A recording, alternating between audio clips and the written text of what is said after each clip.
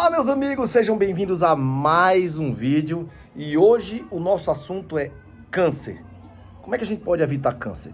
Eu não sei você, mas eu tenho medo de câncer.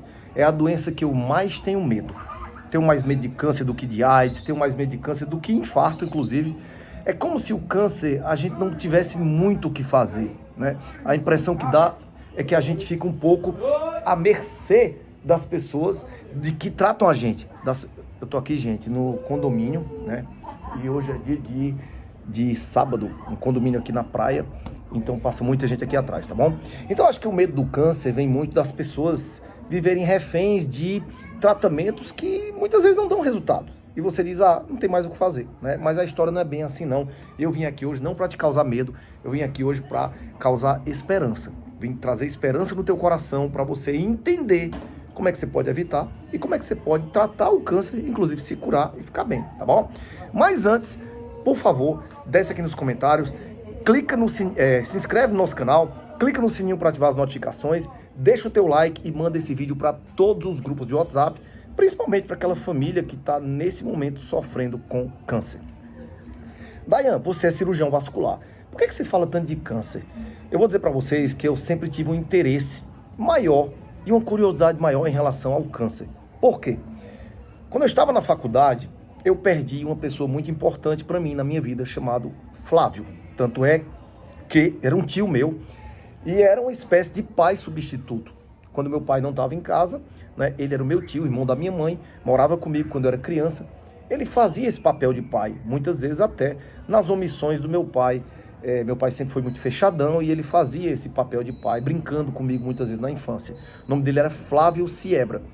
E Flávio era incrível e morreu muito jovem, com 37 anos, com um linfoma no mediastino. Um tumor de células linfáticas, sistema imunológico, aqui no centro do peito, né? Numa região na frente do coração, chamado mediastino anterior, no timo, numa glândula linfática. E ele morreu, eu estava na faculdade de medicina. E o que me espantou na época foi ver que nada podia resolver o problema dele. Ninguém sabia o que causou o câncer, ninguém sabia como tratar, e era aquela história, vamos desenganar. Então, depois que ele começou a ter os primeiros sintomas, morreu 6 meses depois. Então, aquilo me deixou uma pulga atrás da orelha. Rapaz, será que tem que ser assim mesmo? Então, eu comecei a desenvolver um interesse maior por tudo que envolvia câncer, tratamento. Agora eu queria que você entendesse uma coisa, para você entender a seriedade do que eu estou falando. Quando eu me formei, nós tínhamos em Pernambuco, ou até no Ceará mesmo, vamos falar assim, para ficar mais claro, que é onde eu moro hoje, tínhamos 2 faculdades de medicina no Pernambuco, que é onde eu me formei, que era a federal e a estadual, e 2 faculdades de medicina no Ceará, federal e estadual.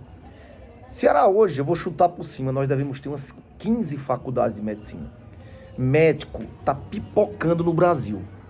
O mesmo que aconteceu com as faculdades de Direito alguns anos atrás, formando advogados sem necessidade, uma quantidade enorme, sem critério, também está acontecendo agora na medicina.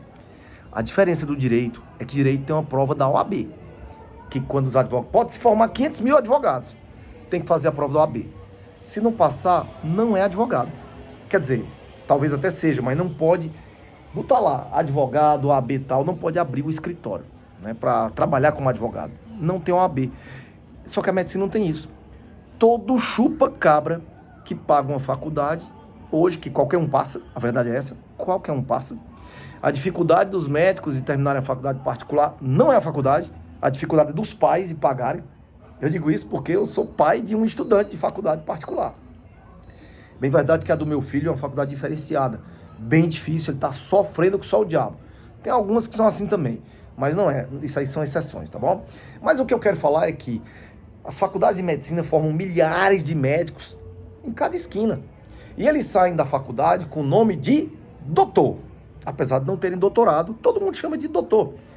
E aí, provavelmente um desses doutores vão tratar, espero que não, mas você corre o risco de chegar numa emergência ou num consultório com câncer e esses doutores te tratarem de um possível tumor no futuro. Então, a primeira coisa, você precisa fazer algumas perguntinhas para o teu médico antes de pensar em tratar o teu tumor com ele. Oncologista, qualquer coisa que ele seja.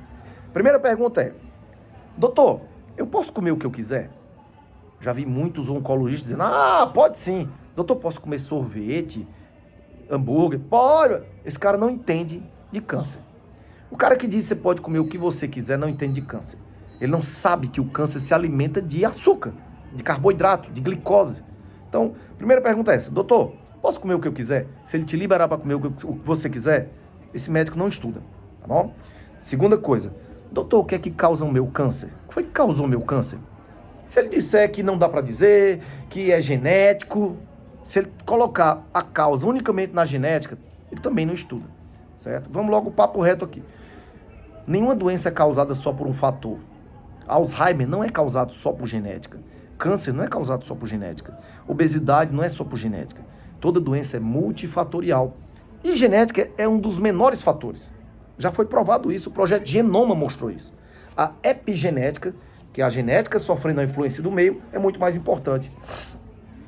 Terceira pergunta que você vai fazer para o seu médico é: doutor, eu vou precisar de algum tratamento além de químio, rádio, quimioterapia, radioterapia e cirurgia? Se ele disser que não, que é só isso, ele não estuda. Porque o tratamento do câncer envolve muitos métodos complementares que ele talvez não estude, mas ele tem a obrigação de dizer assim: olha, eu só entendo disso, mas eu vou te encaminhar para um pessoal da medicina integrativa, sei lá, um naturopata.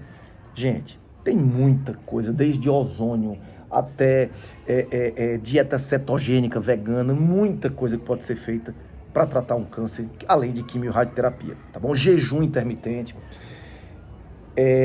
Então, para começar, eu queria resumir essa história toda como: nós precisamos ser protagonistas das nossas próprias doenças e principalmente da nossa própria saúde. Eu defendo que a medicina tem um teste teórico, prático e psicotécnico para todo médico que se formar. Vou passar aqui os jovens mancebos. Quando eu me tornar ministro da Saúde ou presidente da República, vai ser assim. Teste para poder ser médico. Não é qualquer chupa-cabra que vira médico, não. Porque hoje está assim.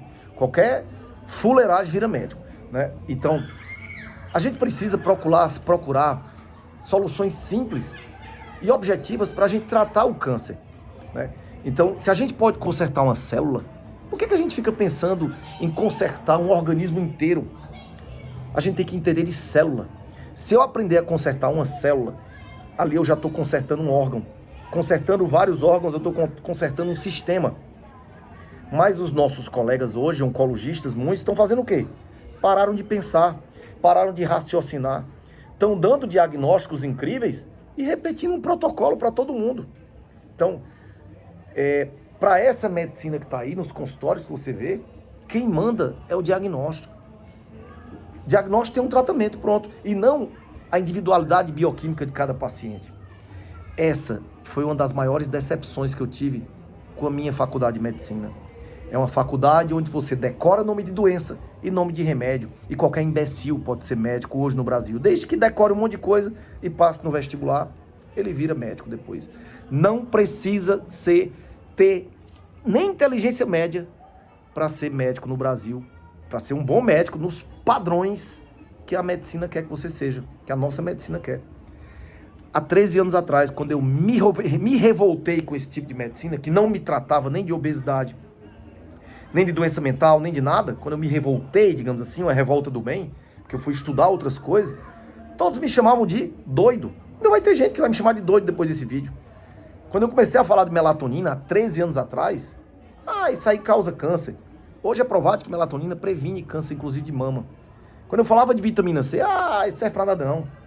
Nem tava na moda essa modinha de nutrologia. Hoje tá na moda, Nem tava na moda, medicina integrativa, esses nomes bonitos. Essa onda de profissional falando de medicina integrativa na internet apareceu depois da pandemia, durante a pandemia. E foi uma coisa boa, Live. Mas você precisa entender que existiam profissionais de saúde pioneiros, não vou citar nomes aqui. Por quê? Porque que levavam já essa medicina, dos quais eu me incluo. Começamos a dar nossa cara a tapa aqui na internet, levando porrada de todo mundo. Conselho Regional de Medicina, colegas, mídia, todo mundo. E até mesmo da própria família. Fui ridicularizado por todo mundo. Então, e aí hoje o que é que você vê? Depois de 50 anos, você não mudou nada na mortalidade do câncer. O câncer continua matando, apesar do diagnóstico mais precoce. Sabe por quê? Porque para entender de câncer, você tem que entender de outras coisas que não é só quimioterapia. Tem que entender de biologia celular. É aquela biologiazinha básica, lá da faculdade. Você tem que entender de mitocôndria. Você tem que entender, sabe de quê? De detox, que todo mundo diz que é picaretagem. Você tem que entender até de vírus. Você sabia que câncer pode ser causado por vírus, por exemplo? Se você pegar, por exemplo, o Epstein-Barr, você pode ter um determinado tipo de câncer. Um determinado tipo de leucemia. Se você pegar um HPV, por exemplo, numa relação sexual, você pode desenvolver câncer de colo do útero. Então, se você quiser realmente evitar o câncer, primeiro não tem como evitar 100%, né? Mas você precisa tratar as tuas células de uma forma geral com carinho, melhorando o teu terreno biológico, melhorando a alimentação, emagrecendo, tirando as toxinas, eliminando os radicais livres, controlando as emoções e tratando da forma convencional também. Não estou aqui estimulando você a largar quimio ou radioterapia, não, de forma alguma. O ideal é juntar as duas medicinas, tá bom? Nós teremos agora, dia 9 de janeiro, agora, segunda-feira, a jornada de emagrecimento. E eu aconselho que você participe.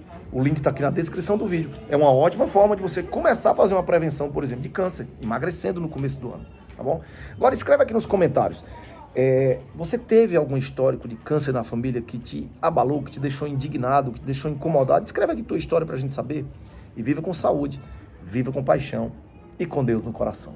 Tchau, gente. Um excelente final de semana para vocês.